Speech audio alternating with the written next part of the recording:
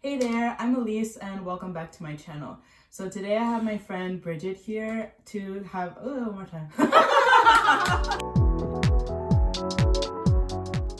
Hey there, I'm Elise and welcome back to my channel. So today I have my friend Brigitte with me for another episode of Real Talk, where I invite someone to come and talk about something they think you should know before you come to Korea. So Brigitte is going to share some of the ins and outs of how you get started as a model here in Korea. I know that's something that a lot of people are wondering about these days, and now we have someone here who knows all about it. But before we get into it, don't forget to subscribe and hit that bell so that you don't miss out on notifications on when I come out with my next video.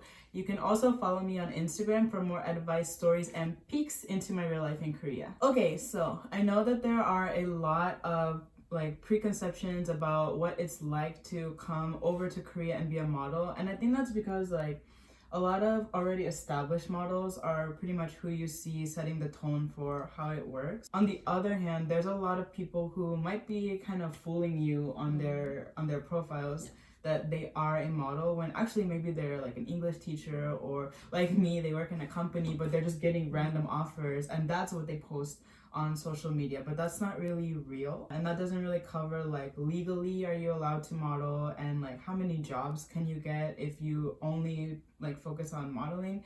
And so that's why I wanted to invite Brigitte to come and talk about this today. So Brigitte, what do you think that people should know before they come to Korea and try to pursue modeling or entertainment? If you are a POC slash black girl like me, or for black men I guess it's a little different, but let's talk about just girls because we're girls, right? But if you're a POC or a person with dark skin, I would suggest to lower your expectations, because we are still in a situation where it's just the reality. White models are pretty much the standard. So let's say you have a beauty photo shoot or makeup photo shoot, they're always, if there's one model that they need to get, usually it's going to be a model with paler skin or maybe an Asian model. That's just their standard. And then when they want to sprinkle some diversity, maybe they will call somebody else, right? So most of the time you will get offers that may not be what you were imagining. So you're thinking you're going to go to Korea and you're going to be this super cool model, doing photo shoot all the time. Most of the time they might call you for specific roles that kind of pertain to POC roles. And after a while you sort of started to get discouraged, oh, I only do this. And the reason I say this is because I'm in an agency where there are a lot of white models from Europe, etc., or Russia, and they shoot way more than I do, because I see their stories and the agency stories. They shoot so many times. So let's say one will do 3 shoots, I'll maybe have 1, or even I would say even 5 to 1. So when you do a shoot, then are you more often with other models that are from different ethnicities, or have you had any shoots where you were the focus point? 80% of the time I'm one of many diversity type of group. The times where I had solo shoots were maybe for skincare. I can't say right now that I have a shoot where I was the main, and usually when I see the agencies, when they repost stuff, the main actress is usually one of the white girls. Okay. So I think it should be something in the back of your mind, just hey, I'm gonna hear a lot of no's. I'm rarely gonna be the main girl. Don't take it negatively, but just think about it and be okay, let me start by trying to make my way, and don't have too much of a high expectations, because you might be disappointed. I think it's changing. Even as I've lived in Korea for the last 5 years, at first I would never see posters with black models on them. It was pretty much all white people. But nowadays I think that it's slowly changing. So if you walk down the street, you'll see a lot more advertisements with black, white, Asian, etc. models. I don't want to say anybody's skin color is trending, but I think these days mixed people are trending a lot, 혼혈. So if you're kind of ambiguous about what your ethnicity is, that might be an edge for you. Basically, I think everyone has their place that they fit in the modeling industry in Korea, and the reason is just who are they targeting and what's trendy in that area. I know that you just started 2 months ago, so maybe this will be really fresh, but what do you think are the steps to becoming a model in Korea? How does the process work? So it's pretty difficult, to be honest. If you if you don't get scouted, basically. So I got lucky enough to get scouted after a while, but I had already started trying to get my profile out there. I did like a photo shoot with some freelancer photographer, and I tried to like promote my pictures out there just to get noticed, because I was told that basically not every agency will give you a visa, and I needed one because I was like working at a company at the time, so I was just like, I can't do this. And you never know what agencies are able to give you a visa because people don't talk about it. They don't share. I don't know. I heard it was like some kind of unspoken rule where you don't share your agency. People just have to find them on their own. And I think a part of it is because there are so many foreigners who want to be in entertainment and so little, such few spots that they don't really want to give away their spot, because they're like, oh, if I'm some white girl from Russia and you're another white girl from Russia, if you get the job, then I might lose my spot, right? I heard so it's they really don't saturated. it's super saturated, so they don't really share. And I was contacted not by the agency, I was contacted by a model from there. She's also a black girl, and she was like, hey, because she has like an afro with short afro, like really really beautiful girl, and she was like, hey, they're looking for a black girl with longer hair, because at that time I was always wearing my extensions, and even with my afro it's kind of longer. So she was like, yeah, I'm sure you can get a lot of jobs, are you interested? And literally she introduced me, which is super super rare. That's people really nice of her. that was like, I was shocked because I was like, literally you're the only black girl in their agency, that means you could get all the jobs if they need a person of color. I was gonna ask, so it's only you and her? It's only me and her, and there is 2 black guys too. And that everybody else is basically Caucasian. So it was really really shocking. So if she hadn't contacted me, I would have never ever gotten in. So then, like, getting the visa, like, how did they do that for you? Basically, if you go and sign the contract with the agency, you say, okay, I want to work with them, they can just give you the paperwork that you need. You can go to immigration and just apply like you apply for everything else, but it will take like 2-3 months maybe, and apparently you have to leave the country and come back. You would have to, because that's gonna take too long. And then the second option is basically they are in partnership with a lawyer who specializes in this, like visas and stuff, and you just gives them a waiver like, hey, I authorize you to do the application for me. You give them your passport and everything, and they go, and it usually takes less long. To be honest, they say it takes like 2-3 weeks, but I don't really believe it, because I just received my visa 2 days ago, and I started the process in late September. So it still take a long time, but I didn't have to leave. Okay. So I was just, and they gave me the visa way earlier, but I just didn't have the card physically. But I could start working from mid-September. So it takes like way less, but it cost me 900,000 won, like as a lawyer fee. Oh, you have to pay the lawyer. Yeah, you have to pay the lawyer fee. So if you don't have the money, then you might just like go home and do the application and come back, which is the same result ultimately, but you won't be able to do all these jobs in the meantime. One thing you need to be really careful about is that so many agencies will ask you a fee of like $1,500, which is most of the time they get profit from it. It's not just for the application, so you have to be really careful. So the next question that I want to ask is actually like a burning question for me. Like, I don't know if you guys like really thought it through, but a lot of people come to Korea and they decide that they're going to teach English until they can make it as a model. But I feel like those things really conflict with each other, and maybe people haven't like thought it through visa wise either. So I wanted to ask Brigitte, like, what do you think about like people who want to come to Korea and start English teaching and then become a model? Like, is it possible to do those things at the same time? So if it's like a visa that is specifically for the work you're doing, like E7, then no, because it would be illegal for you to model on the side. If you're earning money from modeling and you get caught, you can get a lot of penalties. You can even get deported. But if you came here and you're on an F visa, then you can do whatever work you want. So you can switch and do entertainment or whatever. So it really just depends on your visa and your legal situation. If you're on a visa where you can do whatever you want, then yeah, sure, if you have the time. But if you're on an E7, it wouldn't work. And that way, if you wanted to switch to modeling, you would have to switch to either the C4, which is like a short-term like entertainment visa, like if you're a musician and you're coming for a concert or something, or the E6, which is the full-time entertainment. So for example, my visa is a 2-year Okay. And it depends on the contract you get with the agency. If it's a 7-year, you will get 7 years. Oh, okay. If it's 2 years, you get 2 years. As we said several times, like if you want to come over here and do this type of work, although you might see people who do it like freelance, which is technically illegal, it's better to have a visa and you'll stay out of trouble. You won't get deported, or let's say you don't get deported, like you'll still have to pay like thousands of dollars of fines and immigration if you want to stay here. So better just to go the legal route, which Brigitte did. A lot of people actually don't think it actually happens, but it happened to me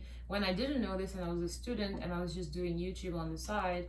I was just doing like a bunch of videos, which is cool. And then there was this one video that went viral, but it didn't go viral abroad, because I had videos that went viral abroad that had like 3 million views. This one got 1 million views in Korea the first week, and it was just not a specific video, but it was just like foreigners try something. Yeah, just foreigner try something. And it was, I don't know why, because it was kind of lame, but it got so big.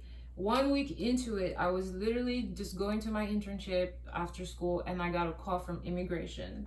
And the immigration officer is like, "Hey, are you BB?" And I'm like, because that's my nickname. So I'm like, yeah.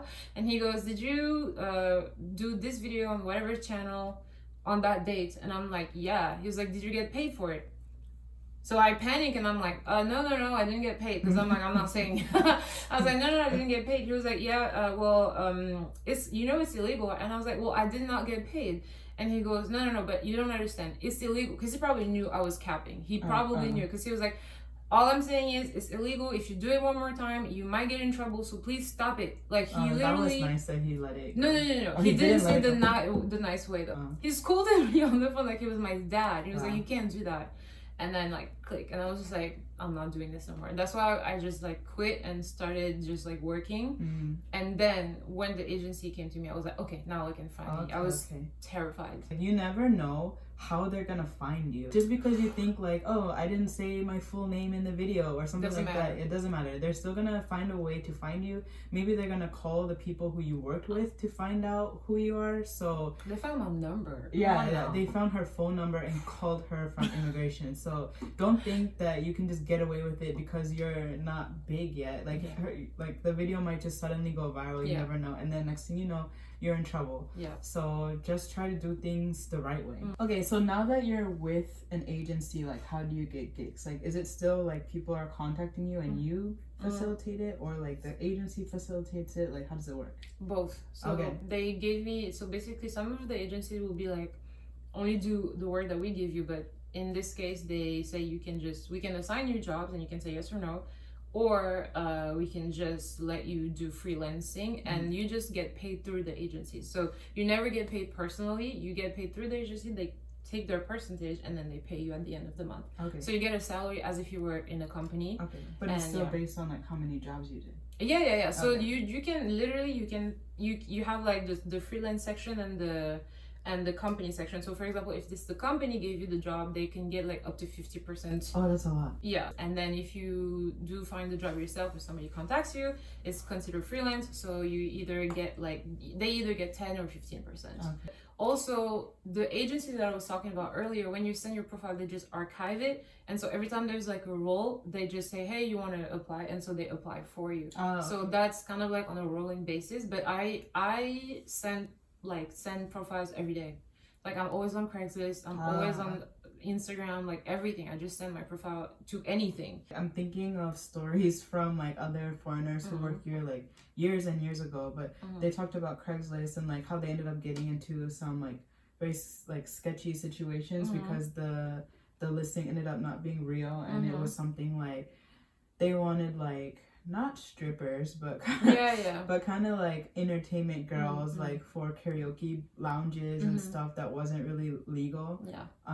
But like, would you say like you see those kind of listings on Craigslist that you can already tell like, oh, this is fake? From what I've seen, they're pretty straightforward. They always say, oh, it's like an easy gig for girls, all nationality welcome. Usually when that happens, I'm like, yeah, that's not a good one. That's sketchy. That's a sketchy because one. Usually if it's like a real modeling, they will give you the criteria that they want. And one thing that we have at our agency to prevent this from happening is that you have this like form that you have to fill out at least 2 days before the shoot, and if they don't send it back filled and send their information that you need, so you have like the name of the product, the production company's name, their email address, the number. If there's a contract, the contract copy, and they always ask for the business registration of that company. So if they don't give it to you, that's kind of sketchy, and we're like, no. If they're legit, they're gonna send their information, and if they don't want to send it, then I know there's no point in me going. The thing that I thought was super weird is that they'll say like no married women, and I'm just like, you've never seen that? No, I've seen it so many times. Oh, that's so weird. Yeah, they'll say like no men and no married women, but then in the beginning of the listing they said like anybody can do this, and then I'm just like, why would it matter if I was married? Like that wouldn't change my physical appearance at all. First of all, if they say anyone welcome, all nationalities, usually it's a red flag. You would think that it's a good thing because it's like, oh, diversity. No. If they want, usually clients are extremely specific on what they want. When I receive like, you know how they get like a storyboard of the shoot or whatever video they want to make, you see the appearance of the model that is already drawn. So for example, if I'm going on a shoot, this one time they gave me a picture, it was a girl with an afro and everything. So they know they want you. So if they don't put any criteria in the offer, definitely sketchy. Okay. This one time, the only day I wasn't on Craigslist, right? I wake up the next day and the MMAs are on, and I see a bunch of foreigners that I've seen, one that I even know already that I've seen before, in the BTS performance, and I'm like, what? And then when I asked one of the girls that was in there, that was sitting next to Jimin, I was just like, how did you get? She was like, oh yeah, it was just like on Craigslist. They never said it was BTS until we were on the set. Oh, I mean, yeah, they wouldn't tell you that. They wouldn't tell you. They'd just be like, and I was just like, how the hell did I miss this? How did I? From then I was like Craigslist every morning. I'm like, Craigslist, is there anything new? So you never know. So the point is not to reject anything that sounds a little, because they will look for foreigners, so they're thinking Craigslist would be the best place because it's all in English. But if it's a super big celebrity, they might not tell you exactly. They just need to give you accurate information and criteria. If there is no criteria, then it's a little bit weird. But don't reject everything, because I did it and I regretted it. So one thing I wanted to ask, like you mentioned, like they have the storyboard of the model already drawn, and like maybe they have an afro or whatever. But like in your experience going to the shoots, like how is it for hair and makeup? Like that is like such a hot topic. Like all the models on social media complain about having like really terrible makeup artists and having really terrible like hairstylists. Most of what I see, right, is coming from the US, and you would think like a diverse country like the US by now would have figured out how to do black makeup and black hair. So thinking of it that way, like I would think like Korea would be like way worse than the US, but like I'm just going to think about all the experiences I had even outside of these 2.5 months, just like from the beginning. And yeah, it was all trash. All trash. Expect the three last shoot that I just had. I don't know why. I was telling my friend, I was like, oh, I got really lucky. These makeup artists are like doing it these days. But still, I wasn't 100% manjok, and I still had to go and like do my own thing in the bathroom, like just like my contouring and stuff like that. And mind you, I never do really harsh makeup or something that changes my face. I just know what my features work with better, right? But most of the time, you have to do your makeup yourself. It's not even that you have to, but you prefer to do it because they're gonna mess you up. Yeah. But okay, I can understand it. But for me, it's the attitude that these people have. Like, people will see you come and have a visible attitude about not wanting to touch your hair. And that is very annoying. That's why I always tell the manager, that's very unprofessional. Yeah. And they usually think you can't speak Korean. So usually I shut up before I start talking because I want to hear what they're saying. Because I'm not going to let somebody who's disrespecting me come and like try to kiki with me afterwards. Because they do this. They will be like, oh, 흑인이, no. And then I'm like, 저요? And they're like, 어머, 너무 잘하시네요. 그런 거 아니에요. For real. And I'm just like, actually, no, like, I'm not your 언니, and I'm probably older than you, but that's not the point. And so it's the attitude of them, like, just being like, 어떡할까요, 근데? And looking severely concerned about your hair. But some of them are nice about it because they genuinely don't know, and some of them are just rude and just like, ew, I'm not touching this. So I usually text the manager and I'm like, hey, I will come with my hair already done, ask them what style they want, and I will do it myself because I know it's not going to be possible. And they usually say yes because they know they have nothing to say. And sometimes they will give you a look and know that you changed something, and they'll be like, and I'm like, oh, is there a problem? And they'll be like, and you can tell they're mad and offended, but I don't care because I'm offended when you're putting some gray ass foundation on me. Yeah, that's the thing, like, and you don't know where the problem is. You put it on my face, you know it doesn't work, and you're like, oh, that's fine. It. I did one like video ad, but it was actually for my company. I wasn't even paid, but they asked me in advance, like, can you please bring your own makeup because we're pretty sure that they're not gonna have like your color. And I was like, okay, at least they told you in advance. Yeah, I mean, I appreciate they told me in advance, but then like, even though I brought like my makeup, I didn't bring things like lipstick and stuff like that. But then, like, I didn't think about it. Like, Korea pretty much has, like, the same 3 shades of lipstick for everybody. Like, pink, red, or orange. Yeah. But the orange one. Yeah, they don't really match us. So, I ended up with pink lipstick that day. And it was so ugly. It was so ugly. I was upset. But and if you try to tell them about lip liner, they'll be like, no. Oh, no. I didn't even try to say anything because I was like, I'm going to be in this ad for, like, literally half a second. Yeah.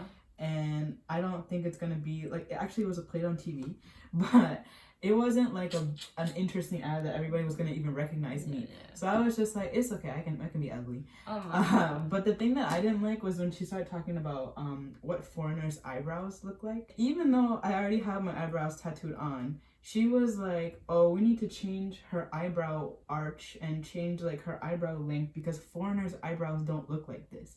And I was just like, I am the foreigner, and these are what my eyebrows look like right now. What? So why are you gonna make me have whatever foreigner eyebrows are? One of the CEO of the agency told me, she was like, she saw a picture of me. She was like, oh, this is so pretty, but like the eyebrow makeup is a little strong, no? Mind you, I had no makeup on my eyebrows. I never do makeup on my eyebrow. I never plucked my eyebrow. I never did anything to my eyebrows. So I was just like, oh, that's actually how they are, and just naturally.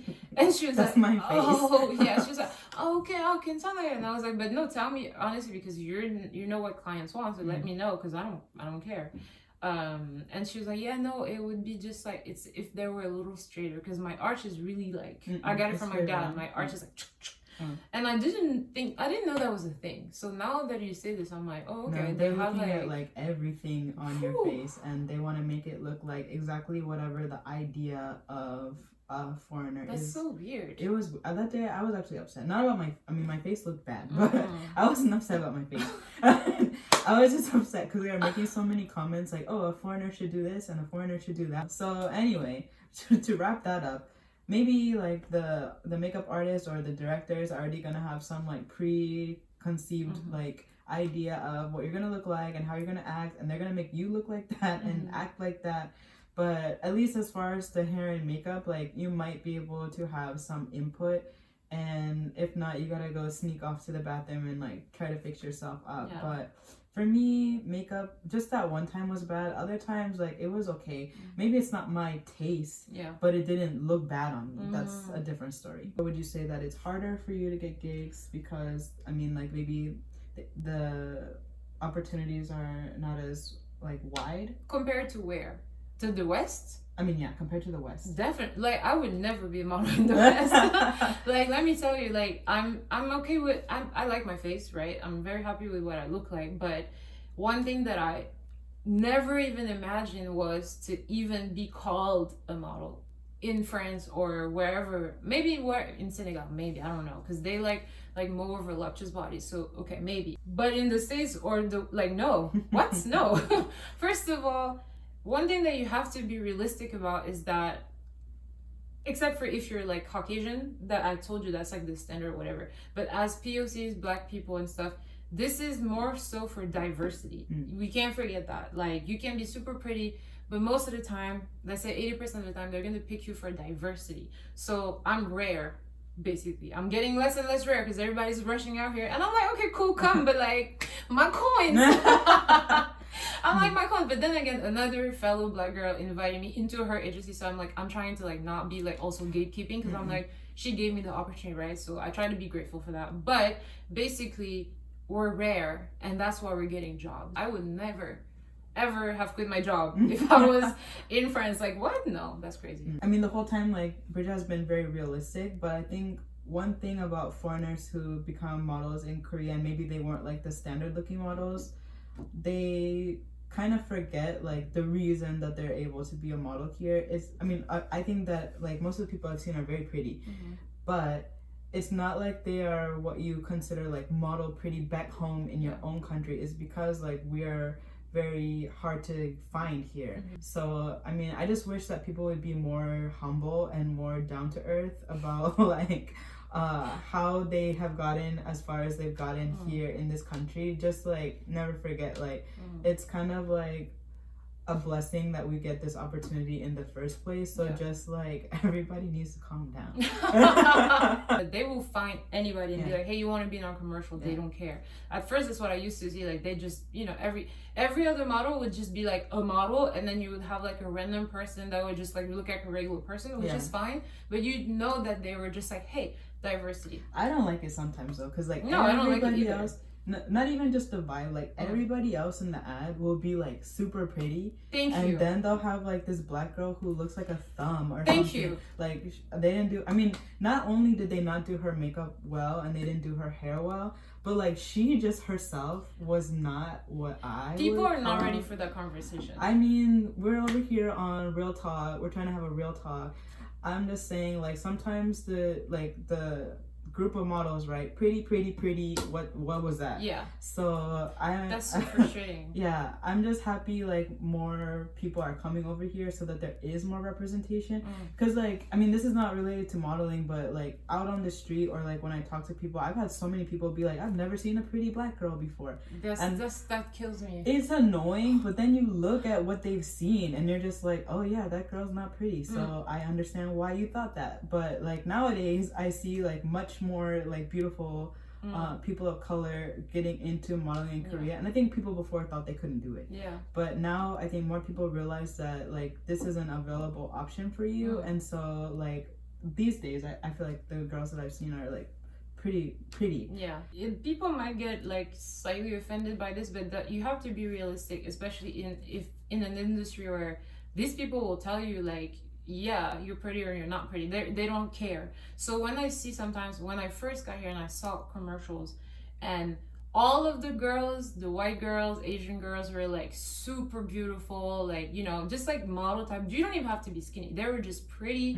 Their hair is done. They're like glowing. Like, you know, you're like, oh, wow. And then you see the one black girl there who has like her hair in a bun because they didn't want to do her hair, who has a makeup that doesn't match her neck. And I'm like... what? For diversity. And so people see this and like, oh, this is what like everybody looks like. Yeah, they're just like, this is what black women look like. That's like the most annoying thing ever. Yeah.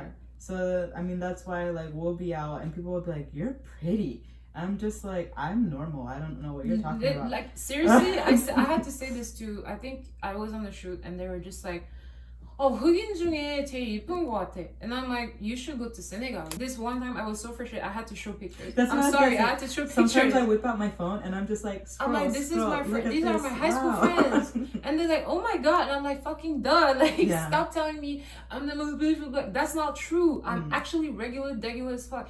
And you just don't care. So what I've always not even secretly hoped for, I've always hoped for more black girls, especially, to decide to travel to Korea. I'm not saying you have to be a model, but just come. Just come to represent. Yeah, show the world that we are also pretty. Yeah. And also, as they see us, maybe like the quality in modeling will also be a more like pleasant representation of us.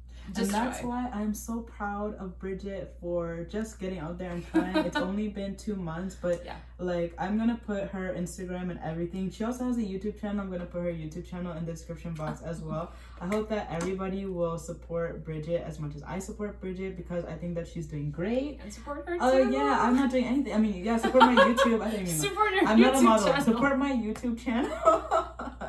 Because there's not a lot of us out here, and I just want to show the world like how great we are already as a people overall. I don't want to hold everybody on my shoulders, but I will try. All right, so that's everything that we have to say about modeling in Korea. Thank you, Brigitte, so much for coming all the way to my house to film this video. I think that we covered a lot of our own perspectives, but if you have any questions about what it's like to model here, or if you just have any questions about any kind of work or lifestyle things that you want to know before coming to Korea, let me know in the comments down below. And of course, don't forget to like and subscribe and follow me on Instagram, and don't forget to click that bell so that you don't miss out on notifications on when I come out with my next video. Thanks for watching. 다음에 봐요. Bye!